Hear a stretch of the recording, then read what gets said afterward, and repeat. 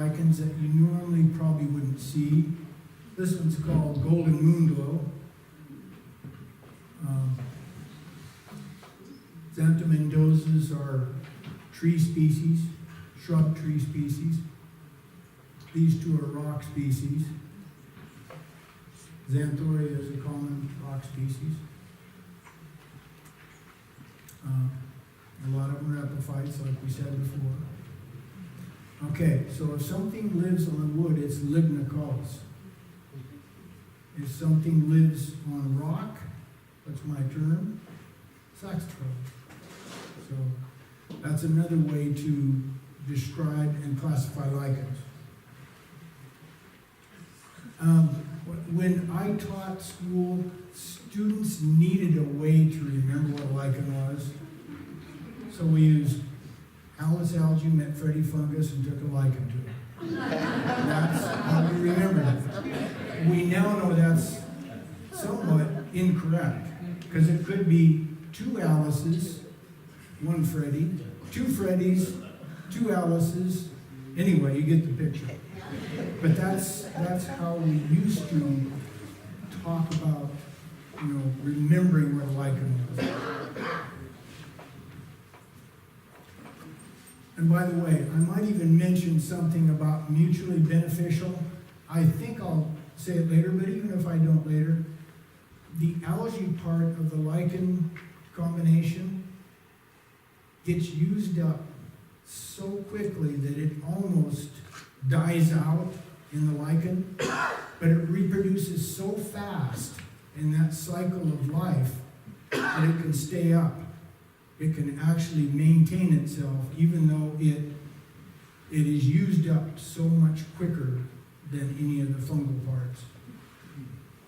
So,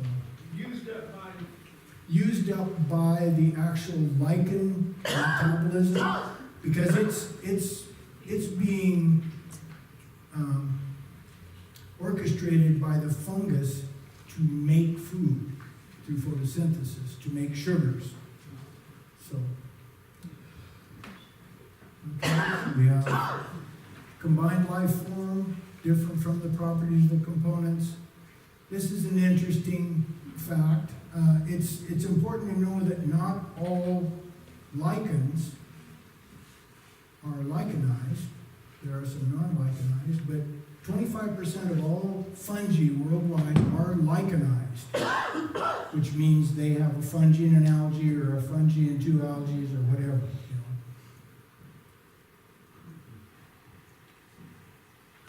Some lichens have been exposed. This one being this guy right here. You'll recognize this as being very, very bright. It's that elegant sunburst, they call it. Well, anyway, this Xanthoria elegans was taken up into the International Space Station, and it passed all tests very well. Holds up well in the efficiency of photosynthesis, has its own sunscreen, a good survivor in that environment. And this is it. Okay, so a little bit historically about lichens. Some confusing things or some interesting things.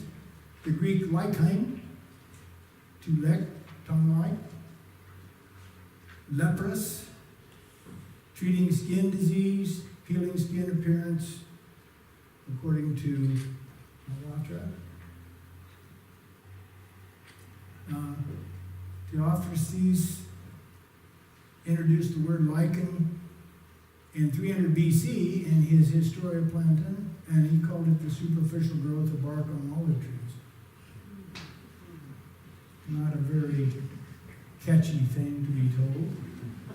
Linnaeus, of course, the father of all binomial nomenclature, our genus and species names, Homo sapien and the like, he didn't hold them in high regard at all. He called them poor peasants of the plant kingdom. And of course, they're not in the plant kingdom even there. He called them Rustiki Paparimi. And there were mysteries, early botanists not really knowing what to call these organisms. stumped as to how lichens and other things reproduce, they call them cryptogams, which means without flowers, without seeds. A guy named Schwindiner, in 1867 had a theory of lichens. His dual theory was it was an algae and a fungi. It was rejected at first and then affirmed later. I can't remember how much later, but he had to go through some problems, like most scientists. And whimsical names. Well, here we go. We have all kinds of common names that we use for biological things, botanical things, and here's some of them. And I've told you the problems with common names. You'll see some of them. So the best way for you and I to communicate, if we really want to know what we're talking about, is to use a scientific name. Now look at all these. These are some of the things that lichens are called. Bloody heart, tar spot, toad skin, devil's matchstick, which we have one over here, freckle pelts, and the list goes on. Well, this is a common one in this area. It's known as Icmadophila erisitorum, and guess what it's called? Fairy bark, spray paint. It's got a couple other names too. And when you look at it, not too bad, really. And this one's a peltigera, and it's known as frog pelt. You remember the Wizard of Oz? What picture am I going to show? Of course, the witch's hair. And there's one called Bloody Heart Lichen. And of course, this mycoblastus, obviously not a heart, but somebody thought it was red enough, so they gave it that common name.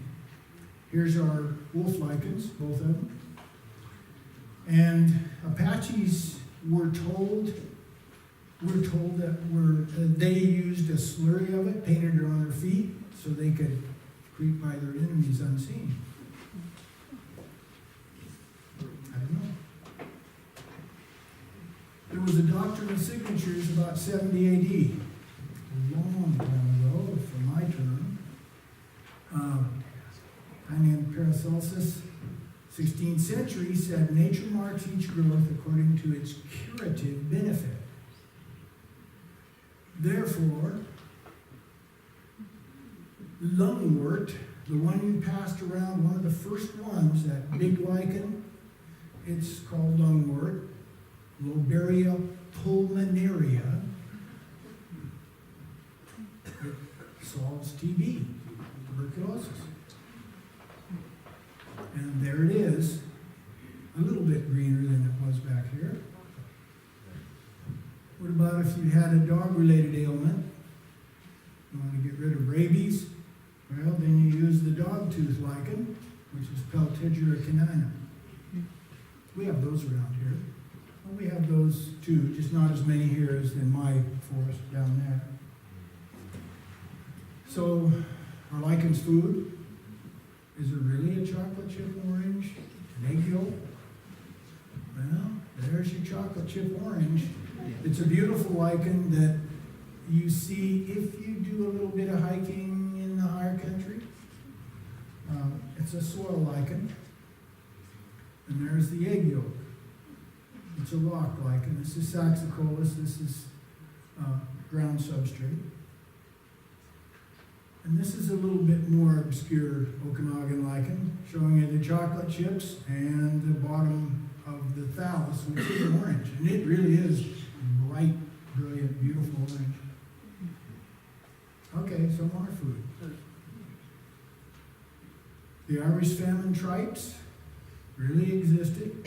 People really did eat umbilicaria, or mainly the tripes, and it was survival food. Dish them up. In Northern Europe, They ate Iceland moss. Notice I have moss in quotes. That's what most books call it. It's a Citraria species, Citraria icelandica. And it's a relative of the Cladonians. French explorers in the Arctic got into some trouble as far as surviving, and they had tripe de rope, guts of the rock. So they scraped umbilicaria off the rock and tried to survive it.